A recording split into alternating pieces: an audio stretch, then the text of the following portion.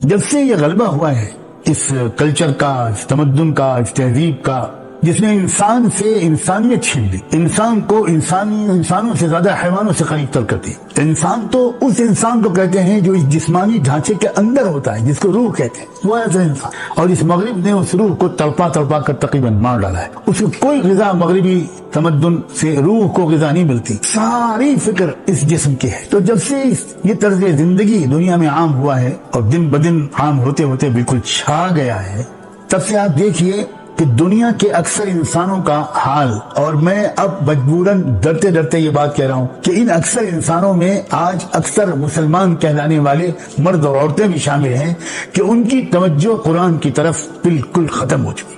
ہمارے کروڑوں لوگوں نے کبھی قرآن کے سمجھنے کی کوئی کوشش نہیں کی، اور کروڑوں عورتوں نے بھی قرآن مجید کے سمجھنے کی کوئی کوشش نہیں۔ یہ بات ضروری نظر ہی نہیں آتی۔ ہم جو بھی مسائل پر گفتگو کرتے ہیں، حالات کا انالائسس کرتے ہیں، وہ سیاسی اور صحافتی دنیا میں جس قسم کے تذکرے اور ہوتے ہیں، ہمیشہ اسی سے متاثر ہمارے تجزیے بھی ہوتے ہیں۔ قرآن کیا بتا رہا ہے؟ قرآن بتا رہا ہے کہ فتنہ دجال کے دور میں تم سمجھو بالکل یکسو ہو کر وحی کے علوم میں لگنا، جو علوم وحی کے ذریعے ملے ہیں ان میں اپنے آپ کو لگاؤ گے، اور کسی ذکر و دعا والے ماحول سے اپنے آپ کو جوڑ لو گے اور بالکل یکسو کر لو گے، اور اپنی جو محبت اور اطاعت کے مرکز جن کو تم کو بنانا ہے، وہ ایسے لوگ اگر ہوں گے جو دن رات دعائیں میں لگے رہتے ہیں، اللہ کی رضا کی خاطر کثرت سے ذکر کرتے ہیں، صبح شام اللہ تعالیٰ کو یاد کرتے رہتے ہیں، ان کی یہی پہچان ہے، تو تم بچ جاؤ۔ دیکھیے پہلی آیت میں علم کا ذکر ہے، دوسری آیت میں ذکر اور اہل ذکر کا ذکر۔ علم الہی اور ذکر الہی یہ ہے دجالی فتنے سے حفاظت کا سبب، اور علم الہی ذکر الہی بھی خاص طور پر اہل صفا، اہل باطن، اہل ذکر و اخلاص، یریدون وجہہ، اہل اخلاص کی صحبت میں رہو، ان کے ماحول میں رہو۔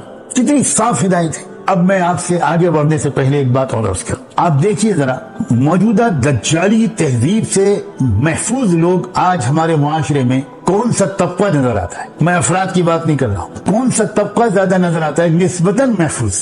ریلیٹیولی جو لوگ کم متاثر ہیں دجال کے فتنے سے، یا کچھ لوگ بالکل محفوظ ہیں انشاءاللہ، وہ کس طبقے سے تعلق رکھتے ہیں؟ کیا وہ لوگ نہیں ہیں وہ جن کا اصل تعلق جو ہے وہ قرآن و حدیث کے علوم سے ہے، جنہوں نے دنیا بھر کی اور چیزیں نہیں پڑھی اور یکسوئی کے ساتھ قرآن و حدیث کے علوم میں خوب لگے، اور بند چہار دیواری میں انہوں نے علم قرآن اور علم حدیث حاصل کیا، اور اپنے آپ کو کسی اچھے نیک مخلص تقوی اور ذکر والے ماحول میں رکھا اپنی تربیت اور حفاظت کے لیے، اور یہاں تک کہ ان کے اوپر علم الہی کا اور ذکر الہی کا کچھ رنگ چڑھ گیا۔ کیا یہ ایمانداری کی بات نہیں ہے کہ عرب ہو یا عجم یہی طبقہ ہم کو محفوظ نظر آتا ہے؟ اگر دوسرے طبقوں کے کچھ لوگ اللہ کی توفیق سے فتنہ دجال اور مغربی تہذیب کے اثرات سے کلی طور پر یا تھوڑے بہت محفوظ ہیں بھی، تو کیا یہ بات صحیح نہیں ہے کہ وہ بھی فیض ہے دراصل انہی حضرات کا؟ کہیں نہ کہیں ان کا جوڑ اور رابطہ ایسے اللہ والوں سے۔ خدا کے بندو، افراد ہر جگہ آپ کو بگڑے ہوئے مل جائیں گے، لیکن طبقے کی بات میں کر رہا ہوں، کیا نسبتاً وہی طبقہ محفوظ نہیں ہے جنہوں نے اپنے آپ کو قدیم ایک طرز کے اندر محدود کر رکھا ہے؟ کوئی سچ بولنے والا انسان اس حقیقت کا انکار نہیں کر سکتا کہ اس موجودہ دجالیت کے غلبے کے دور میں بھی جو لوگ نظر آتے ہیں کہیں چمٹماتے ہوئے چراغوں کی طرح، وہ وہی لوگ ہیں کہ جنہوں نے اپنے آپ کو بالکل یکسو کیا قرآن و حدیث کے علوم کے لیے۔ اگر انہوں نے کچھ اور پڑھا تو بعد میں پڑھا، قرآن و حدیث کی خدمت کی نیت سے پڑھا، اس کی حفاظت کی نیت سے پڑھا، اور ان علوم کو پھیلانے کی نیت سے پڑھا، تاکہ وہ اس طبقے کے لوگوں سے بات کر سکے جن کو مدرسوں میں پڑھنے کا موقع نہیں ملا، جنہیں علوم قرآن حاصل کرنے کا موقع نہیں ملا، جو قرآن کی چند آیتیں نہیں سمجھ سکتے۔ یعنی ایسا معلوم ہوتا ہے کہ اللہ تعالیٰ نے فتنہ دجال کا جو شروع میں جو صورتحال اللہ تعالیٰ نے بیان فرمائی اور اصحاب کہف کا واقعہ بیان کیا، اور اس سے جوڑ کر اب یہ بیان کیا کہ یہ کیسی زندگی ایک ہے، یہ ایک واقعہ تاریخ کا نہیں ہے جو ماضی میں گزر گیا، دراصل یہ طرز زندگی ہے۔ کہف والوں نے ایک مثال قائم کر کے قیامت تک کے لیے ایک خاص طرز زندگی، ایک خاص نظام تعلیم اور نظام تربیت، تعلیم کا نظام سلیبس کیا ہو اور تربیت اور اصلاح کا طریقہ کیا؟ یہ اصحاب کہف نے ایک قربانی دے کر پیش کر دیا، اور اس کے نتیجے میں کیا ہوا کہ اللہ تعالیٰ نے اس قربانی اور ان کے معمولات کی برکت سے ایسے حالات پیدا کیے کہ ایک زبردست صالح انقلاب آ گیا۔ تو وہ تم جب وہ دور آئے گا جس دور کے میں فتنے سے بچانے کے لیے سورہ کہف اللہ نے اتاری ہے، تو اس دور میں بھی تم کو یہی کرنا ہے۔ وہ بھی اصحاب کہف اصحاب الرقیم بھی تھے، یعنی وہ کتاب لے کر گئے تھے، اور اس کا مطلب یہ ہے کہ وہ الکتاب کا یا کتاب کا مطالعہ کرتے رہتے تھے، وہی ان کی مشغولیت تھی۔ تو تم بھی چمٹ جانا اس دور میں اللہ کی کتاب سے، وہی سے چمٹ جانا، اور تم بھی چمٹ جانا اہل اللہ سے، اہل ذکر سے، یعنی جن کی سب سے بڑی پہچان۔ دیکھو اعمال تو وہ اور بھی کرتے ہیں، ایک پہچان کیا ہے؟ ایک خاص پہچان ہو جاتی ہے کسی گروہ کی، اس کا یہ مطلب نہیں ہوتا کہ وہ اور اعمال نہیں کرتے۔ وہ گھر بھی بساتے ہیں، وہ معاشی ضرورتوں کا بندوبست بھی کرتے ہیں، وہ سب کچھ کرتے ہیں، کھاتے بھی ہیں، پیتے بھی ہیں، آرام بھی کرتے ہیں، ان کی اولاد بھی ہوتی ہے۔ پہچان کیا ہے ان کی؟ پہچان ہے بندگی، عبودیت۔ تو ان کی پہچان یہی ہے کہ بہت ہی بس کثیر الدعا لوگ ہیں، دعا سے بڑی مناسبت ہے۔ ہماری اصل دوا جو تھی وہ ہم سے کہیں چھوٹ گئی۔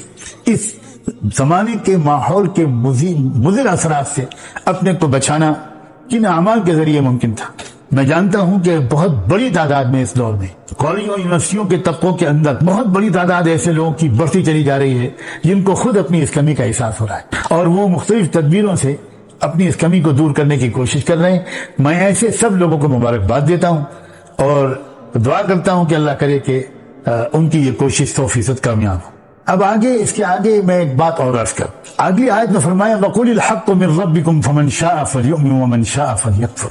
اور آپ کہیے اور ببانگ دہل کہیے کہ حق تو قرآن کی شکل میں، میری پیغام کی شکل میں تمہارے سامنے آ چکا ہے، اب ایمان لانا اور نہ لانا یہ تمہارے کام، میں مجبور نہیں کر سکتا۔ اتنا بتا سکتا ہوں کہ جو نہیں مانیں گے ان کو کیا سزا ملے گی، اور جو مان لیں گے اور اس کے مطابق اپنی زندگی کو نئے سرے سے مرتب کریں گے ان کو کیا انعام ملے گا۔ اب آپ ذرا سا غور کیجئے، پہلے تذکرہ ہوا ہے علم کا، وَاتْلُ مَا أُوحِيَ إِلَيْكَ مِن كِتَابِ رَبِّكَ، دوسری مرتبہ تذکرہ ہوا ہے ذکر کا، وَاصْبِرْ نَفْسَكَ مَعَ الَّذِينَ يَدْعُونَ رَبَّهُم بِالْغَدَاةِ وَالْعَشِيِّ، اور تیسرا تذکرہ ہوا ہے دعوت اللہ کا، علم، ذکر اور دعوت۔ کیا خوبصورت ترتیب ہے۔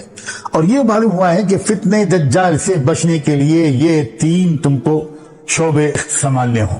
علم دین اختیار کرو، علم دین حاصل کرو، علم الہی حاصل کرو۔ دنیا میں سب سے زیادہ ترجیح دو جس علم کو، وہ ہے علم الہی۔ میں انجینئر بعد میں بنوں گا، میں ڈاکٹر بعد میں بنوں گا، میں سب بنوں گا، میں مینجمنٹ کا ماہر بعد میں بنوں گا، میں لائر بعد میں بنوں گا، بالکل بنوں گا، ضرورت ہے انسانیت کو، لیکن میں سب سے پہلے قرآن کا علم حاصل کروں۔ اور اگر ترتیب تھوڑی سی بگڑ گئی اور پہلے میں نے وہ علم حاصل کر لیا تو اب میں اس کو حاصل کروں گا۔ آپ امام کے پیچھے پہلی رکعت نہیں پڑھ سکے تو آپ سلام پھرنے کے بعد پڑھ لیتے ہیں، نماز مکمل کر لیتے ہیں۔ علم اور ذکر و دعوت، کسی مخصوص حلقے کی طرف میں اشارہ نہیں کرتا، لیکن اس میں کوئی شک نہیں ہے کہ جو لوگ فتنہ دجال سے محفوظ رہے ہیں اور جو فتنہ دجال سے حفاظت کی کوشش کرتے کرتے اپنے رب سے جا ملے، وہ وہی لوگ ہیں جو علم والے ہیں، ذکر والے ہیں اور دعوت والے ہیں، اللہ کے بندوں کو اللہ سے جوڑنے کی کوشش کرنے والے لوگ۔ اور ترتیب بھی دیکھ لیجئے، علم، پھر ذکر، اور اس کے بعد دعوت، یہی ترتیب ہے۔ یتلو علیہم آیاتہ ویزکیہم ویعلمہم الکتاب والحکمہ، یہی ترتیب آپ کو ہر جگہ نظر آتی۔ صرف علم کافی نہیں ہے میرے عزیز طلباء اور علماء، خدا کے بندوں، نوجوان علماء، اس کے لیے اس کو تلاش کرو، سفر کرو مختلف علاقوں کے جہاں محبت الہی کسی حد تک تقسیم ہو رہی ہے آج بھی، ہر جگہ جا کر کچھ دن کے لیے پڑاؤ ڈالو، اور جہاں تم کو ایسا لگے کہ یہاں مجھے وہ دولت ملے گی محبت الہی کی، یاد کی، ذکر کی، اللہ کے بندو اپنے آپ کو نتھی کر دو، وَاصْبِرْ نَفْسَكَ، نتھی کر دو، اور دعا بھی مانگو کہ اے اللہ ہمیں اپنے کسی صحیح بندے تک پہنچا دیجئے جس سے ہم اپنے دل کی دنیا کو روشن کر